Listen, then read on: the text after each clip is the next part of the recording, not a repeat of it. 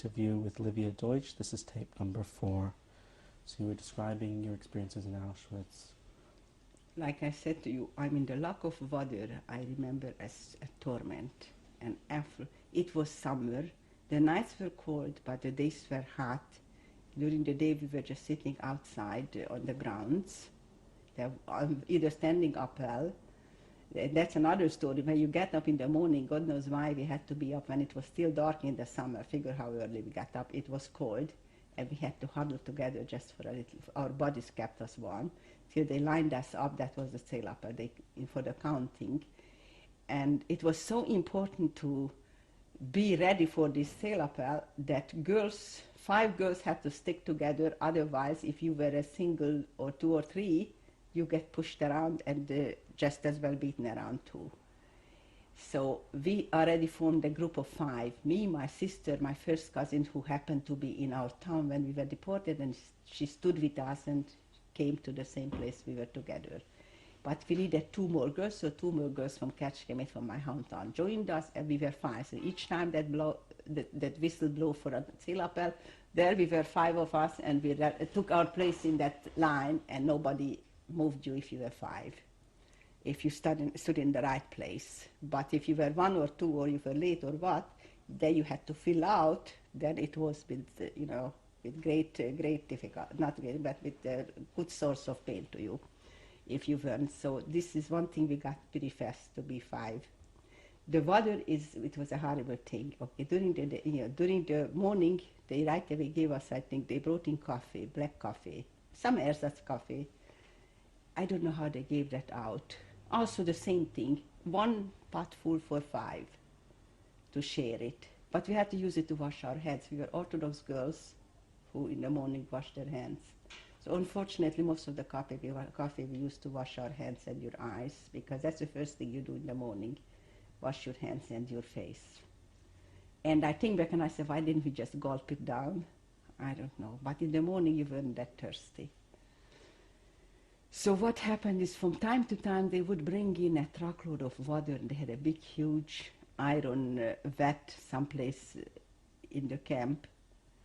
So when this happened, and they filled that water into that vat, which I don't think happened every single day, but I do know it happened sometime, then there would be a free-for-all, a fight where thousands of women were mauling and fighting at each other to get close to this source of water, and not everybody was successful.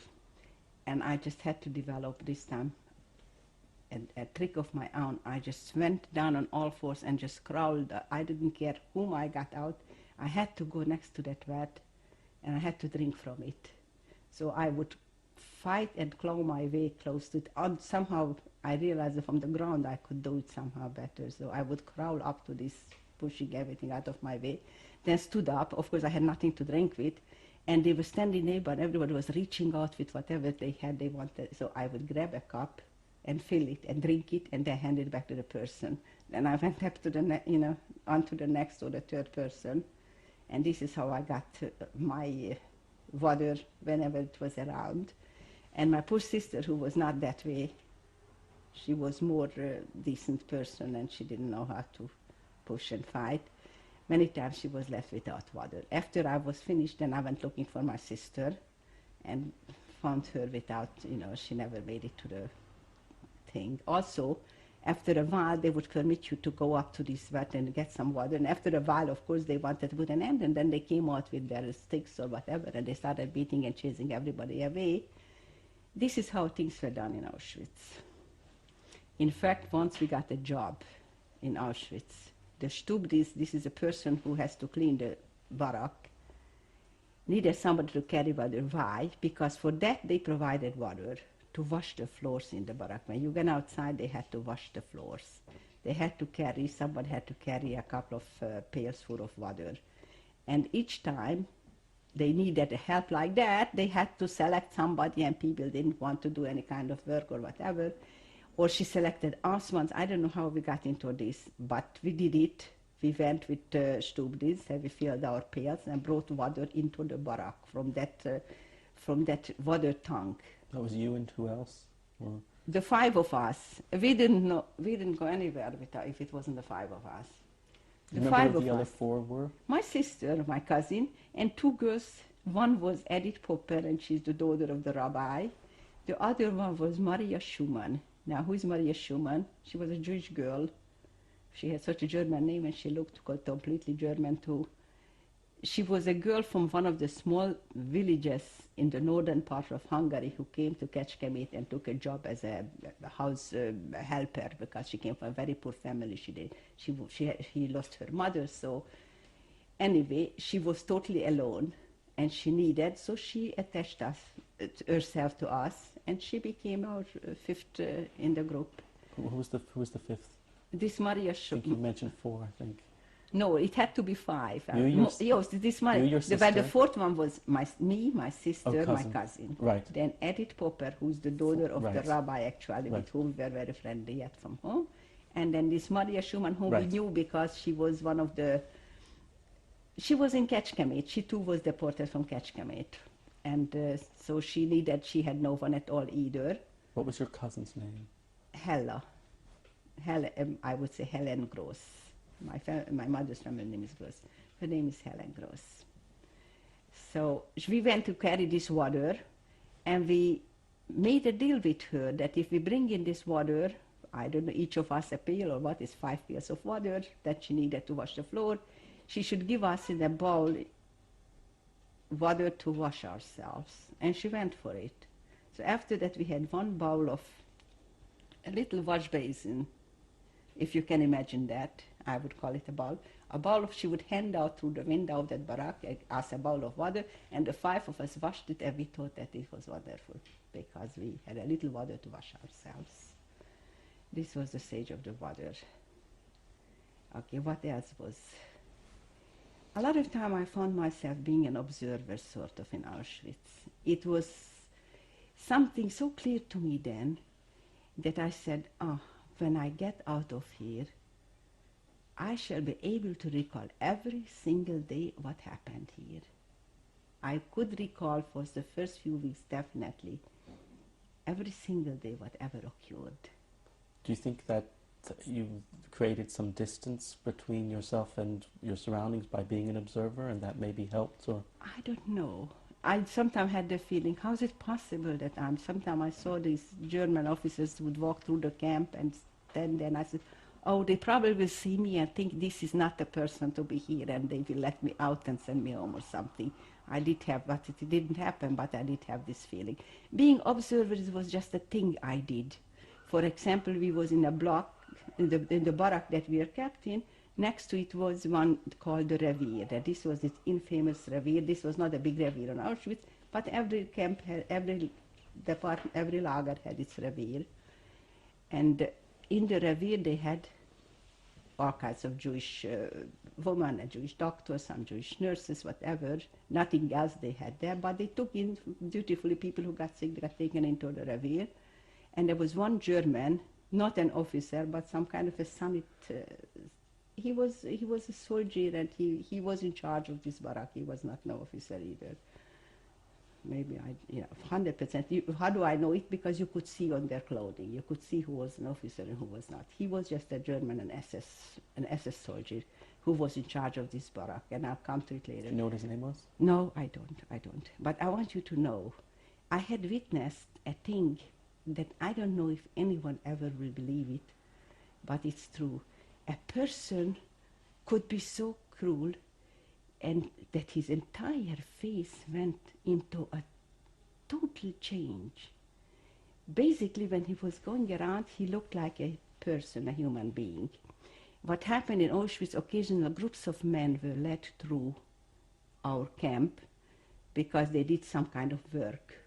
They were taken to a site of work or whatever, so in a group they were girls standing aside. Once in a while, almost every single time that it happened, somebody noticed a father or a brother that's the only thing they could know, either a father or a brother. And this girl would forget whatever else, and she would run screaming and embrace that father in that small group of men as they were being led through the... Yes, go on. So he stood I was sitting, nothing else, would sit down next to them, and he would stand, there was a low window, he would stand and watch how this group was being led. It was led by Jewish couples, whatever, all these things were done by Jews. Those people were trusted. He would watch, and when he saw a girl running up to the father or brother, or the husband even, then he became something else.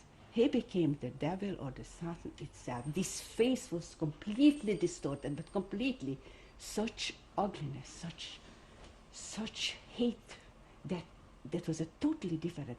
He would step through the window and run up and start beating these two people until they were beaten down to the ground and blood was running out of their head or what, And this is what he did day after day after day. After a while, it was like, I just watched it, and I was always looking, and I said, what will I do if my father's going to pass through?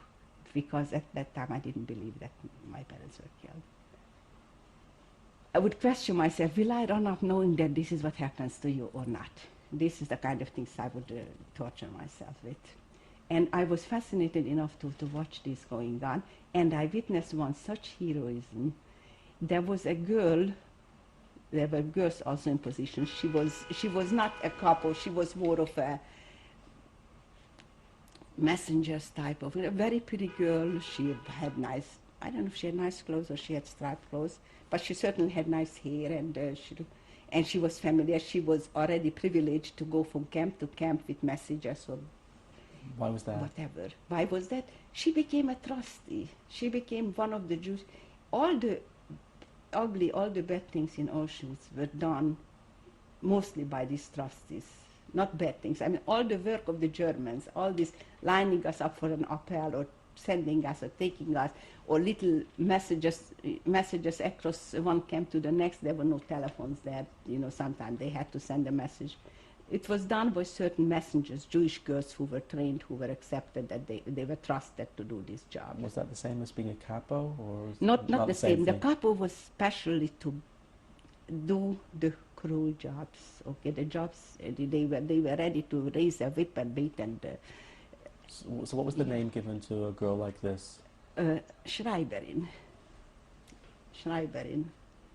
Perhaps there was another. The name Schreiberin comes to mind. I still see some girls who were having this position even now in Borough, because they had to be outstandingly pretty, speak German, and so I remember, at least I know of two women who are until this day living in Borough Park, who they were not Schreiberin, also Lauferin.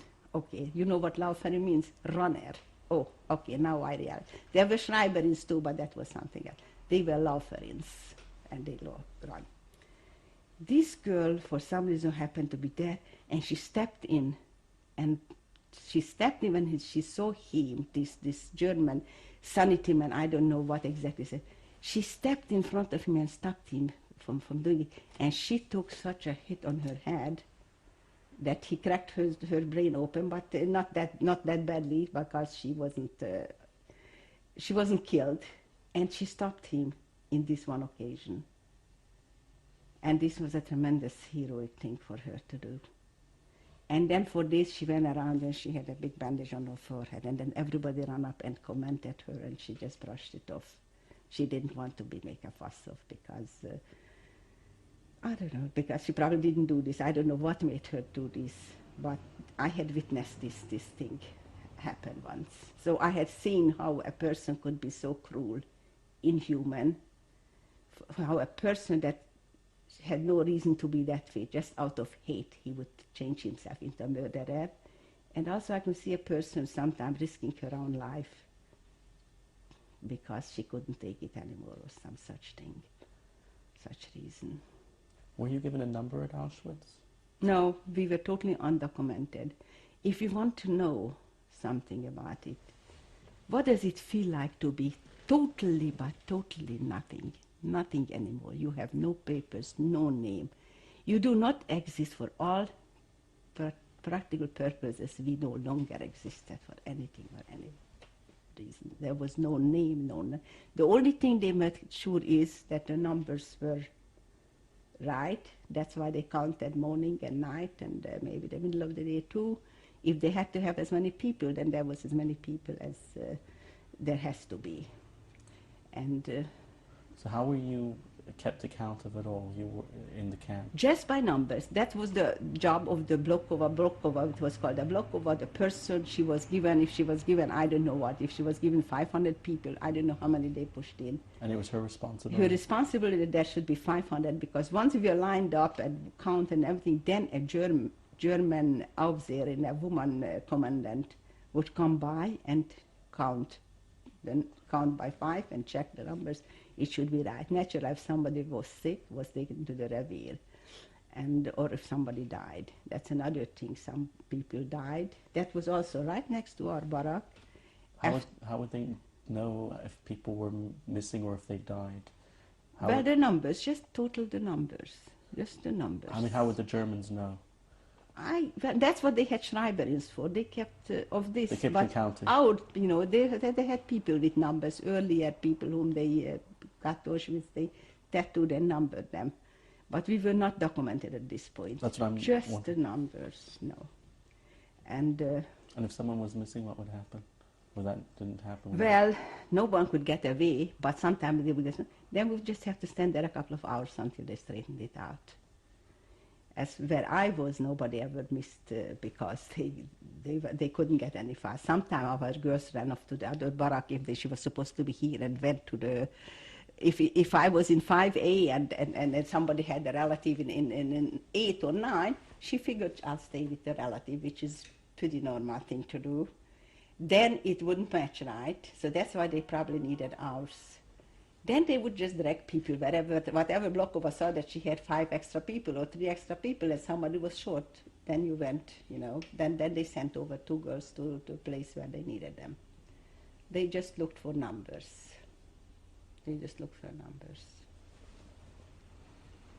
And another worry I had, for example, when they took out every day, by the afternoon appel, they would take the sick and the dead from the revier. What did I know where? I don't know where they were taking. They were taking them to gas and dispose of them. But the dead, they dragged out and throw them on the truck. Then those who were still alive had to walk and get on the truck. And I remember that they undressed them too naked. The deads were naked too. They undressed it, and then she had to climb up. And this too was a question in my mind. What if it happens to me? How will I ever cope with that if they throw me into this truck with the dead? But it didn't come to me either. Because as it was, I was pretty healthy in those days. I remained healthy. I was a little skinny. So, but we dealt with that too. Because then the selection started. After maybe a week or 2 in Auschwitz, they started to select in our camp. Officially, they called it a Vernichtungslager, which means a lager to be destroyed. Now, I don't know if it means destroyed, everybody killed, but obviously not. They were going to select people for whatever they needed people. So they called the selection. Again, they would blow a whistle. Certain blocks had to line up, and he was Mengele with some helpers, some of the Blokova kapos, standing around him, and you had to line up, get undressed, and line up, and he knew what he was looking for. Either he was looking for skinny or healthy, or I don't know what. Whatever he was looking for, he would select out these people and make a transport of it. Did you know that was Mengele then? By then I knew it was Mengele. Mengele had a habit. I had a girl who was with us in the lager who cried the whole thing because her sister happened to be pregnant. So Mengele would go through the camp and notice a woman pregnant. He would personally deliver the woman to the gas chambers. He would pick up. They did not want to keep pregnant women alive. But if somebody could hide it and give birth secretly and get rid of the evidence, you could have survived. But how did people manage to hide that? Oh, first of all, nobody was dressed any special ways. And I don't know, I'm not informed of these things. I believe they could go to the revier and they would have a doctor who would even induce or make what is an abortion, whatever. Get rid of it, that's the only thing they could do for you. Get rid of it and you had a chance to stay alive. Did you do any other work in Auschwitz? There was nothing for me to do, except for carrying water. which was just a little, just a little work to get hold of some. And it was so dangerous, by the way, because where we were carrying water, and if the camp was thirsty, they would line and they would beg you, give me a little water. And my sister was ready to give, and there were others. But if the driver of that water truck noticed you giving water to drink, which he did to one woman who was also carrying for another bag of water, he personally bet that woman near to death. And this was one of the first things where I see somebody was beaten finally. There's a thing in the head and the blood starts coming out and she's down on the floor. And that's when they would stop. When she would collapse and the blood was gushing out of her head, they would make a hole in the head. And then after that he would stop. And I was so worried that my sister's going to be caught because she had a tendency to give that water whoever she could. But thank God she never was caught with that. It was dangerous business to give away, but this was the only work. Did you see anyone else punished? Punished? Do you remember? Well, beatings constantly. Beatings was the norm. This woman, Blokovas and the couples, they were there a couple of years already. This is how they got into the position. If they survived the first 2 years, eventually they could get this position. They were miserable. To me, they seemed like they were so lucky. Isn't that something? You know, I would say, how lucky they are. They have food, they dress nice clothes, they have a little room where they sleep. They had half a dozen quilts or whatever they were lying around in that room. But I'm sure they weren't neither lucky nor happy or whatever. And they felt free. Sometimes if they had in a bad mood, they would just run out and beat, run into a crowd and just beat you because that's the way they felt, They were already aware of what was going on, and they knew that to them it seemed like there is no way out. It so happens that in our time they started to get transports going out from Auschwitz. And that's how we got away from Auschwitz. So one of these days, yes. Did you witness any religious observance while you were in Auschwitz? Oh, yes. In those days we were still, I started to tell you how we used that precious little water what we got in the morning, that coffee to wash our hands. If we could get hold of a Siddur, then we would, especially Friday night, we would try to borrow. There was a few circulating Siddurim, I don't know how they get it, and we would try to say our prayers. One Friday night, we had the women. They had a choir in a temple in Hungary, in one of the towns where the non-Orthodox had women chorus. Friday night they would sing, and it stood up and they sang the Friday night service. The chorus. The chorus, yes. Choir. The choir. They would, and they were just looking at them, the Polish, those who were there for years, and they just couldn't get over it, that there was, But we were very naive. We still didn't realize the full extent of what we were in for in those days. In fact, I saw the chimneys of the crematorium. Everybody saw huge black chimneys all day long giving out the smoke. So we asked this Blokova we were carrying water, what is this? Oh, unfortunately, she said, this is the crematorium. I had no other questions. I thought I saw a few people die. I thought maybe it takes all day long to burn the people in a crematorium, as far as I was concerned. I did not realize that they were burning there thousands and thousands of people daily. Eventually, yes, you have a question? Were there any religious leaders that you knew of in the camp? No. It wasn't that kind of religion. It was just women. Women are never a religious leader. What kind of a religious leader is a woman? I wasn't. But I told you we practiced a little bit this. How long were you in Auschwitz? 6 weeks. Then what happened after that? Well, during these 6 weeks, I went through a lot of selections, but somehow we were not selected. You could always, even if I was not selected, I would always be in front of the selection because my sister and my cousin, they were more capable in these matters. So they said, you go first, and whichever way they'll send me, they will follow me already. So this way, if I was sent back to, the side that stays in the camp, they already either run to the back of the group or they knew how to, you always had a little room to play around, behind their back to change with somebody. So that's how we kept together. But finally it came to a selection and we thought let us be selected if we can. I don't know whether there was a rumor that this was going to be for work in Germany. Perhaps perhaps we had a reason for feeling that we will be selected. And it so happened all five, we separated ourselves. This time we didn't go all together, but staggered, and we saw which way to go. And all five of us managed to get into this transport. This is how we got away from Auschwitz. How did you manage to know which way? I mean, well, you were outside. Let's say you were on the street, and this column is going slowly, and here is standing Mengele with 2-3 people. He tells whom he wants this side or that side. Okay, one side could go run back to the barracks.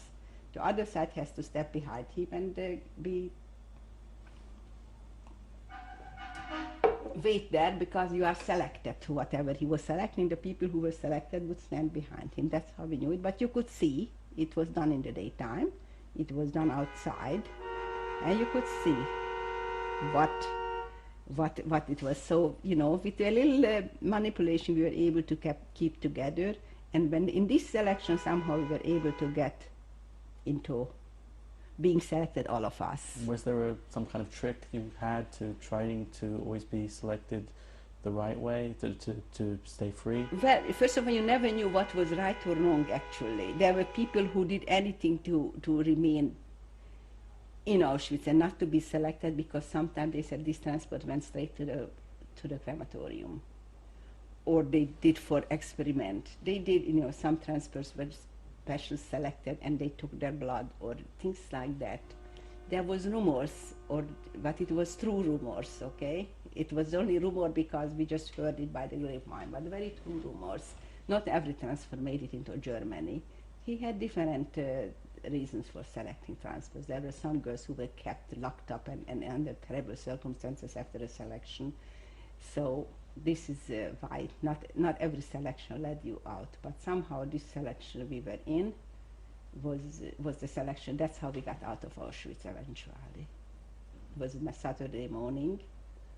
Again with the thirst, unforgettable thirst in the summer. They gave us some piece of very rotten cheese to eat, and you could have died of thirst and not have roughly stood all day long, what they call a Lagerstrasse now. That's between the barbed wires, a main road that would lead out of Birkenau to Auschwitz. Sometimes they took us for showers. A few times during my stay we were taken in groups for showers and disinfection. They took our clothes, they gave us something else instead. So we were kept in that little space, and you could see such heroism. Some of the girls were you asking me how you know. Not that I don't know what I could have done, but some girls, while we were standing on this road isolated in that main road of the camp, there was a group of women, for example, they sent women to bring food. Food was cooked in a different, maybe they had to have 20 people to carry 10 containers of food, something like that. So 20 people had to march to the block, to the camp with the kitchen and bring back that food. And there was... We're just about to change tapes. Yeah, so we're going to continue this. But this is very interesting. You want to hear about... We're just going to continue this in a second. Okay.